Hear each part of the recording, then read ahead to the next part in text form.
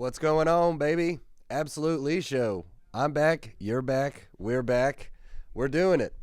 Another solo pod for you. Don't worry. We're going to get a guest on here soon. But hey, man, if you're still rocking with us right now, then maybe you just like little old me, you know?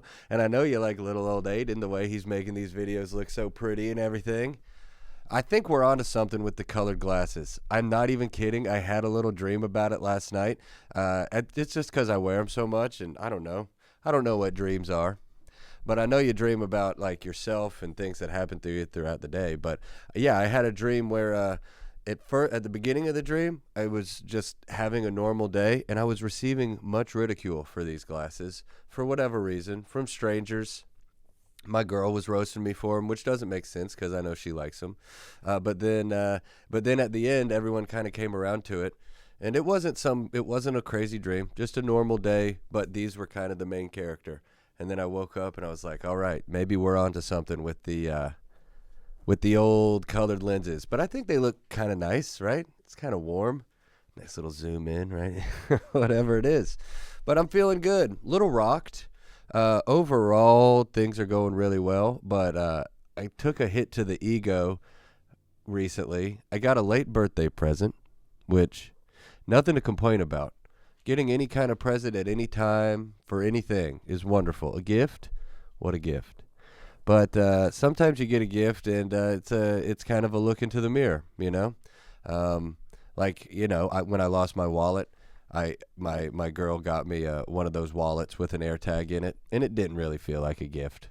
She kind of gave it to me and threw it on the table and was like, "Here you go, dum dum." But there's another case because my birthday gift came in. I got gifted like an expensive bidet, which is great. It's really great. I love the bidet, but it kind of felt like, have you ever just been out in public and then out of nowhere somebody offers you a breath mint and you're like, dang, maybe something's going on with my breath that I didn't know about. Or maybe they were just giving me a breath mint. That's kind of what the bidet felt like because we hadn't talked about it.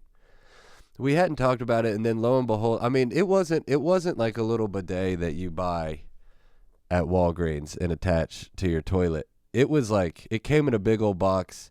It's like a $350 bidet. I had to like take the toilet off the ground and cut the water supply off to install this thing. So maybe I was smelling really bad, and that's a hard pill to take for your life partner to look at you and be like, here, I got you an industrial grade butt cleaner. So I looked at her and I was very grateful. I said, thank you. And I'm sorry, both of those. It was, a look in the mirror. But I will say this, revolutionized my life. A lot of people will tell you that.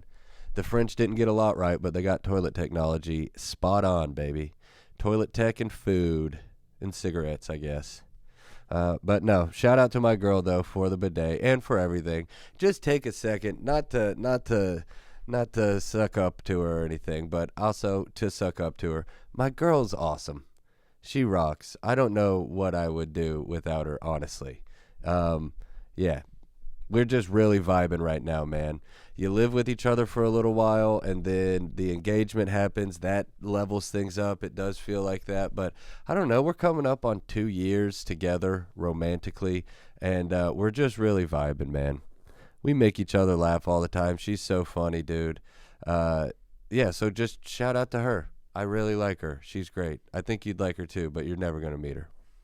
Hopefully. Or maybe. I don't know. Maybe you already have. And see, that's what sucks is it's like you want to go out there and talk about your relationship. You're just sitting around after a show with a bunch of comics or whatever, out to eat or whatever it is. And it feels like bragging. It does. It feels like bragging because a lot of people I feel like are kind of bummed on their love life situation, and then you talk about like how great yours is or whatever, and it's uncomfortable, but you'll be okay. If you're single out there and don't want to be single, don't worry about it. You gotta want it. You can't need it. It'll come to you. It'll find you. They're probably already in your life right now, and for whatever reason you don't consider them to be an option, but maybe one day you will. It's okay. Yeah, I don't know. She's been doing this bit. She has a job. Not going to tell you what or anything, but I probably already have at some point on this podcast. But she's been doing this bit at work where when somebody comes up to her and says, yeah, in room 6 or whatever, what's their last name again? I know, like Betsy, what's Betsy's last name? And then she'll hit him with it's Betsy Schmetzy. And then the person will be like, Betsy Schmetzy, and then she'll laugh. She hit somebody the other day with a Jonathan Schmonathan, and then she brings that home. And again, that's why talking about your partner isn't I don't know. I'm telling you this, and it's like the ultimate you had to be there thing, I'm the one who's in love with her. It's just a random person just telling you stories about her. She woke up the other afternoon, and she had been awake for maybe 1 minute. I'm in the other room, and then I hear just this loud house music playing, and she walks out in a bathrobe and a backwards hat and sunglasses and just starts DJing. Puts a stick of deodorant and a candle and some little candies or stuff and is spinning the knobs and everything. Really just killing me, man. Really just killing me. I tell you what is making us closer is how much we both hate planning a wedding. It sucks. I don't know. Another one of those things. Not something to complain about, but man, hot take. Just elope. Just elope. I don't know, dude. Like, that's the whole point. It's sad. And sometimes people get married so that they can have a wedding and like have a $5,000 video about it and then be able to share. It's like normal people who want to be comedians. They get married and then they can just clip out their wedding for like 6 months. For real. That's what it feels like. And then you can always tell, you're like, Susie got married on Facebook. And then it's really hot for about 6 or 7 months. Then maybe that baby comes along. Then she's got some new content to put out, and power to them. But what happens about 2 years into that when the Facebook profile changes from a picture of, the happy married couple and the baby to just one of them holding the baby? Happens a lot. Happens a lot. Divorce is up over 50% right now. And I think it's because people are getting married just for the bit. And you know what else? You know what else is going to... The wedding industry has been completely hijacked. It's so crazy. You can have like we're trying to have like a relatively humble wedding, It's like if we wanted to, dude, I'd marry her in front of 1 million people. And if I could invite everyone that I wanted to, and she could too, our wedding would literally have 1,000 people in it. It would be like a damn royal wedding. And it should be, but if we wanted to do that, it would cost $1 million. Because we're trying to plan a wedding with like $160, $170 people, and that is crazy. That's like a new car, and it's silly. It's not right. They've completely hijacked the wedding industry, man. Hot take. That's why more than 50% of weddings end in divorce, is because you start off your day like with you're just down $25,000 to $30,000. You could have bought a house with that, and you probably wouldn't have gotten divorced. But sorry, I do love, because we originally wanted to elope, okay, and then families got in our ear, and I get it, man. I've cried at every wedding that I've ever been to. I love weddings. I love. Shout out Matt and Fiona Taylor. They just got engaged. I guess it's Fiona Colley and Matt Taylor, but still, in theory, maybe. You get it. They just got engaged. I cried all night. I love love, okay? I'm not shitting on love here. But, like, that's the real love. We kind of wanted to just elope, run out into the woods, go get married, hold hands, come back, have a party with all their family. But then, on the other hand, I do get the families wanting to see it. Like, I like human... What's the word I'm looking for? Like a ritual. I mean, it's literally called a wedding ceremony. I think that it's important to like say the vows in front of your family. Saying those things out loud are important, but it's just really tough. Planning a wedding is so hard that we would rather just get pregnant. That's how tough planning a wedding is that I would just rather rear a child for 20 years than pick out centerpieces for tables or rank my friends from who I like the most to who I like the least. We're also just cutting that out. If you're watching this and you're one of my boys and you're thinking, why hasn't Lee asked me to be in his wedding party yet? We're not having one. My brother's standing next to me, her sister's standing next to her, and we're just going to let it rock. Okay? It will be sick. Again, my future in-laws might be listening to this. I know my brother-in-laws are. Don't tell your mom about this, okay? The wedding's going to be great. I love the wedding. Don't tell Lauren either, because they'll be mad. But, man, I just wish we could just kind of run off, go get married. But, you know, what are you going to do?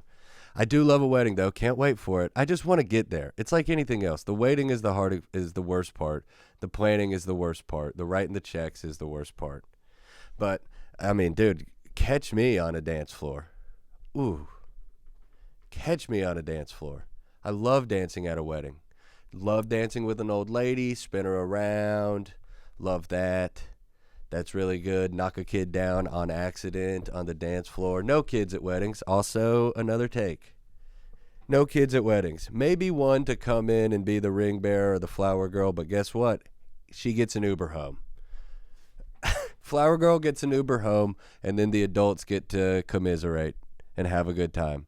I don't know. There's so many fun but just like weird aspects of a wedding, dude. The father-daughter dance. Or like the when the groom and the mom dance. It's fun and it's sweet, and I can't wait. Like, I'll probably, when I'm out there, if my mom will even like agree to do it. She will. She'll talk some shit, but she'll do it. But when I'm out there and I'm like dancing to whatever with my mom, like, I'll laugh or I'll cry. But we'll probably do both, because she'll lean over in my ear and be like, "This is gay," because my mom rules. But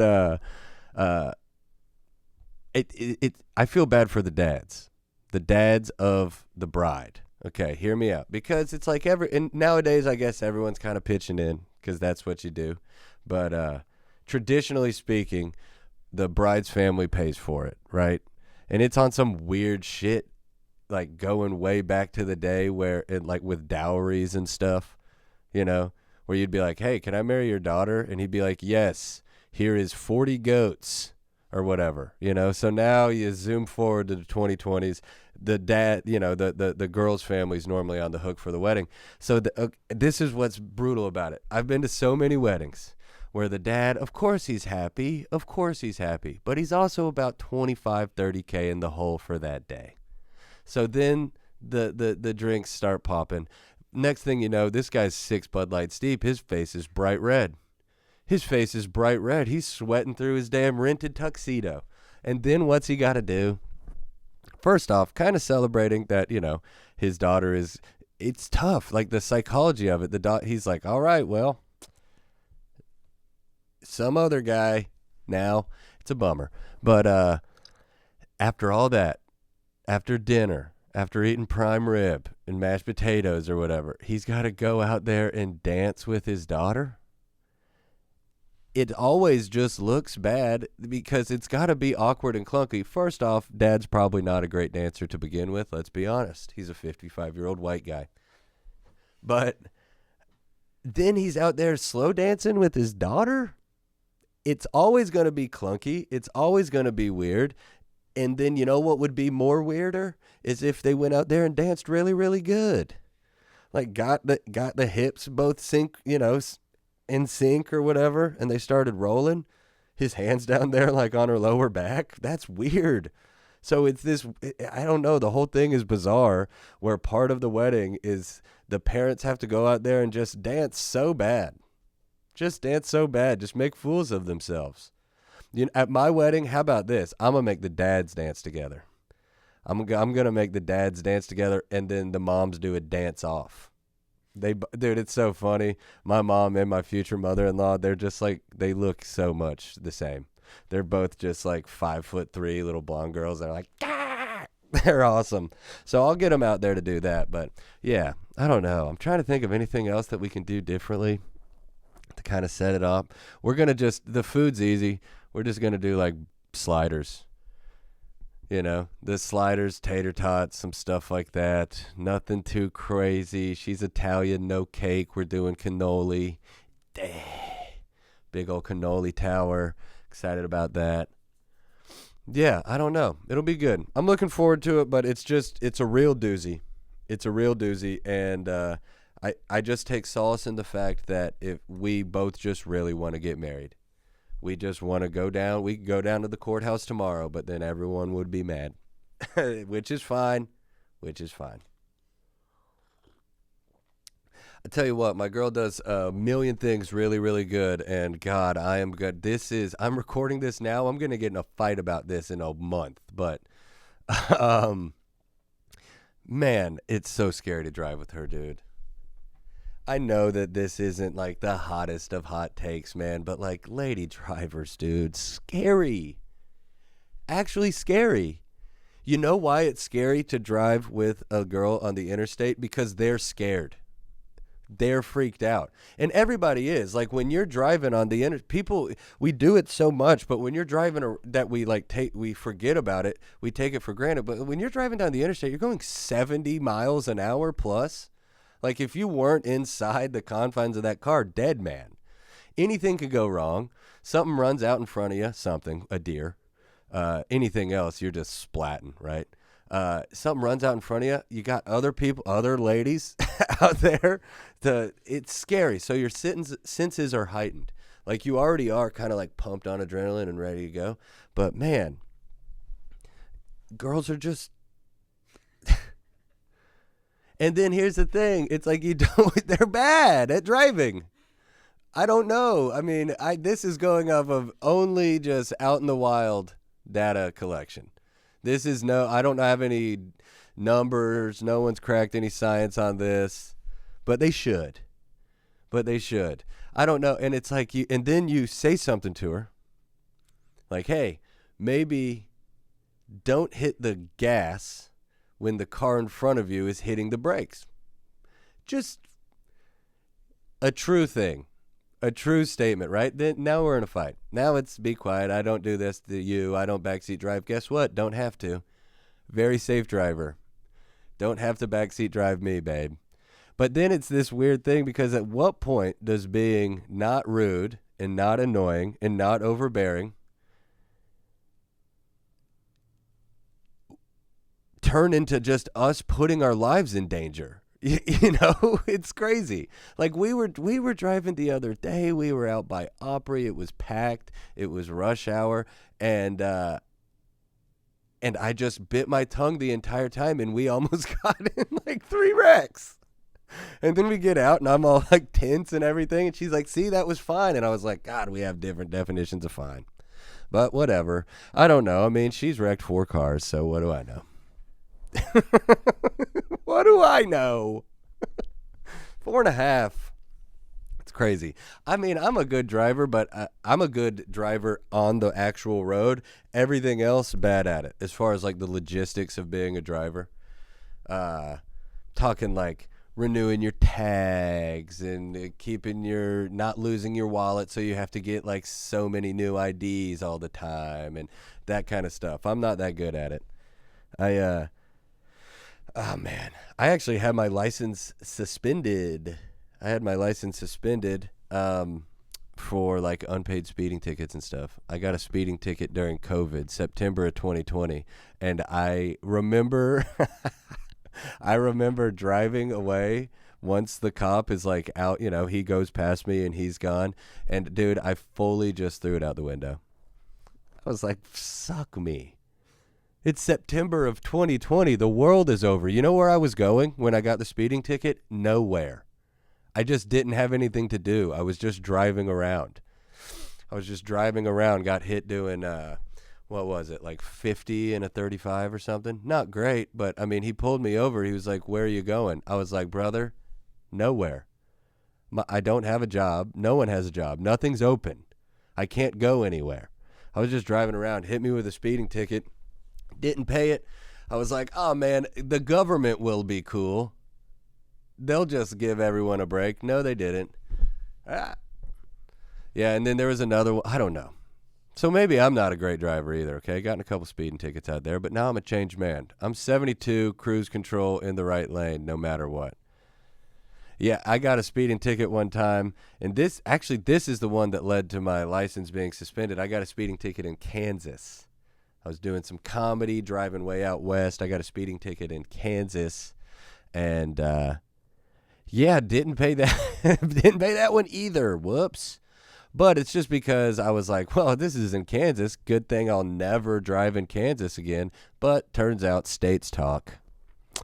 States talk to each other, so it was a double kick in the nads. I got my license suspended the day after my car got stolen.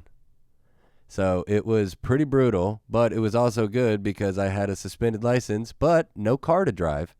Because in March of 2023, I made my first real big boy purchase. I bought a car. I bought a nice car. I bought a 2022 Kia Forte, and I drove it for 3 months, and then I walked out to my car one morning, and it wasn't there. And that's what's crazy about the Kia, man, is that there wasn't even broken glass. There wasn't anything. They just got in with like a screwdriver and then just drove away. I got hit by the Kia boys, dude. I was part of that statistic, man. Yeah, I got Kia boyed.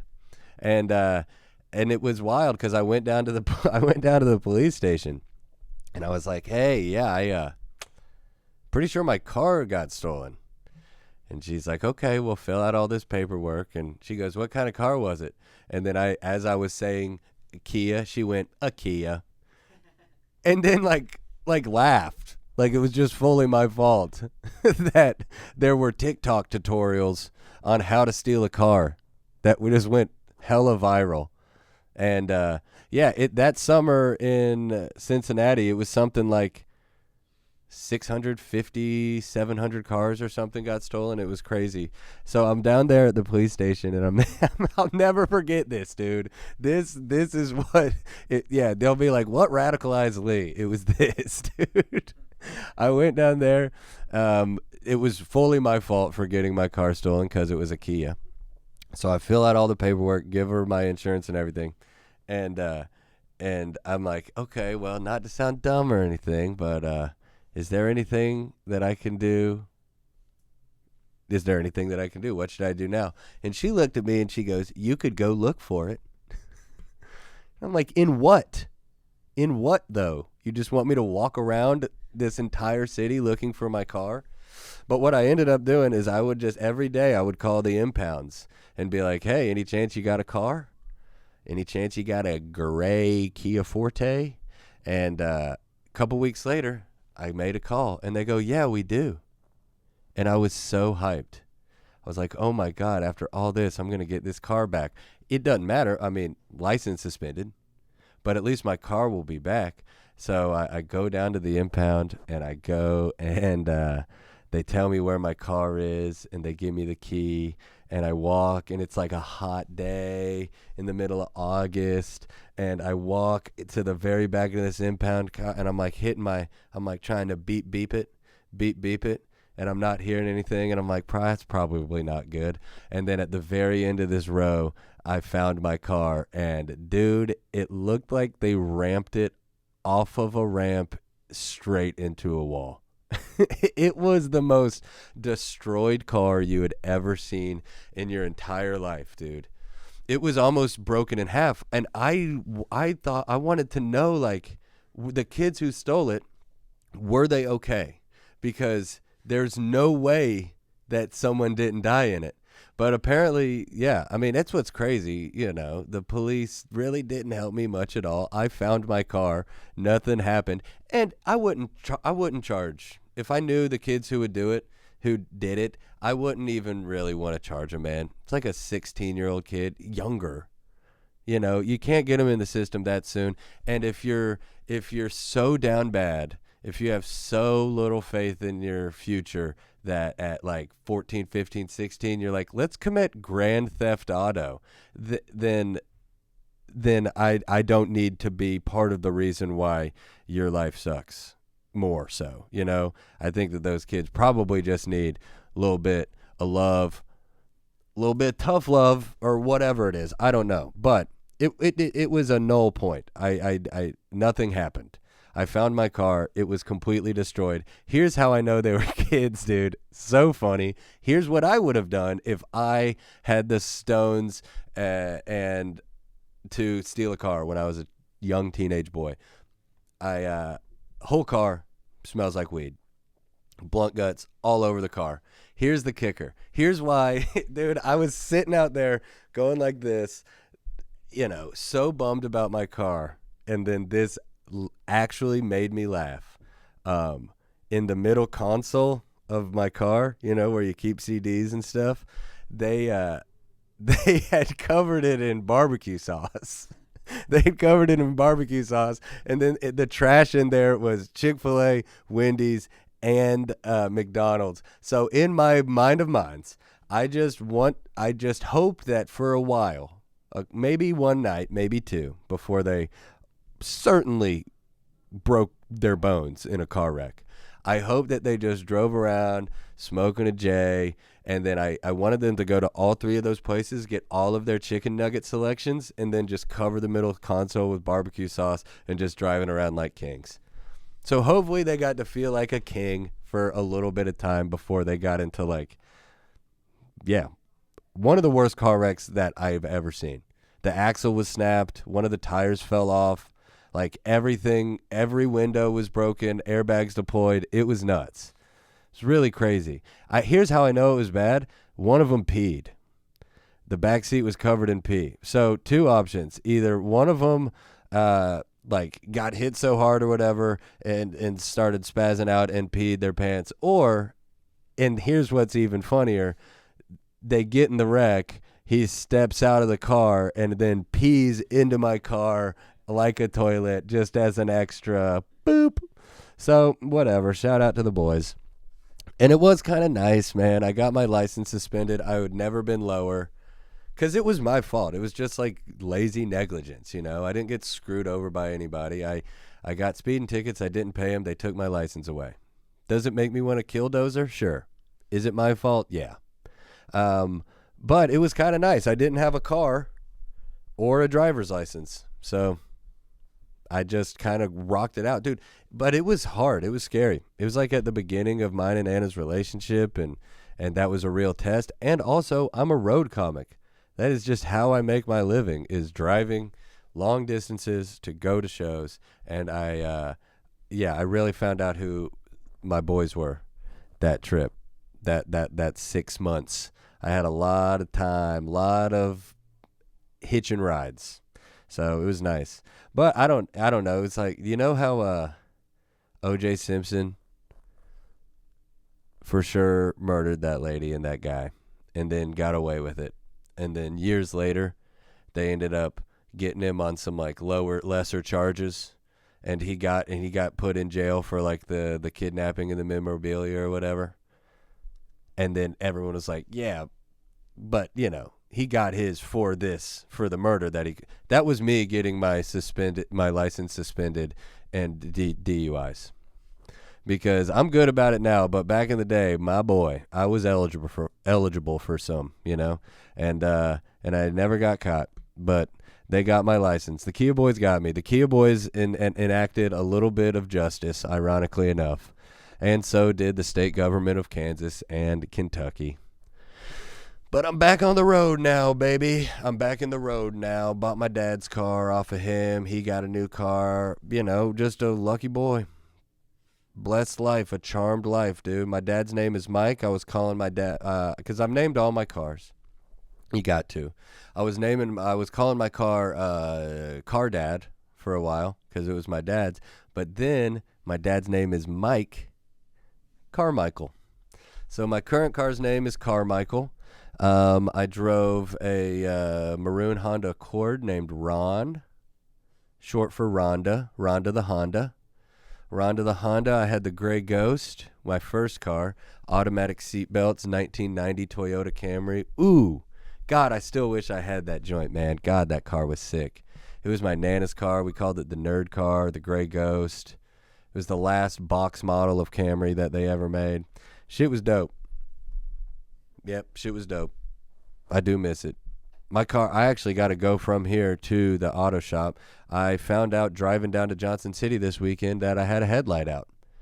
Literally at the top of a mountain, as soon as it got dark, I turned my headlights on. So dim. So dim. Quite sketchy. And then you're in a quandary, right? Because then you're driving. I've always had some pretty steep opinions on brights. You know, the brights when you make your headlights super, super bright or whatever. I had to rock them, right? I had to put them on. What's more dangerous, not being able to see me or seeing me too much? And the thing with brights, it's like, dude, it's an old car. My brights now are probably not even as bright as some of these new model cars. You've been driving down the road and you see these, it's crazy. It looks like they're advertising for a car sales place. Like they've got gigantic LED beams coming at you and you can't even see anything. But I've always I love driving with the brights on. And then I've always been big. You know, you see someone coming the other way, you flip them off. But here's the mental gymnastics that you play with that. Because do you see them far away and then you flip them off preemptively? Or do you flip them off when they're close enough for them to know that you flipped them off for them so you get the credit? That's it. Yeah, that's it. I've been going back and forth with that my whole life. You ever do this? You ever going down the interstate, doing a little texting and driving, but you pass a semi-truck, you put that phone down, 10 and 2. You don't want that trucker thinking you're a bad driver, dude. Yeah, it's so funny how much you care about the opinions of just a complete stranger, dude. But I don't know, baby. That's about it. I'm still feeling super, super lucky to be doing this, man. I love it. And, yeah, the Absolute Lee Show. We are out. Godspeed. Talk to you soon. Bye. That one went.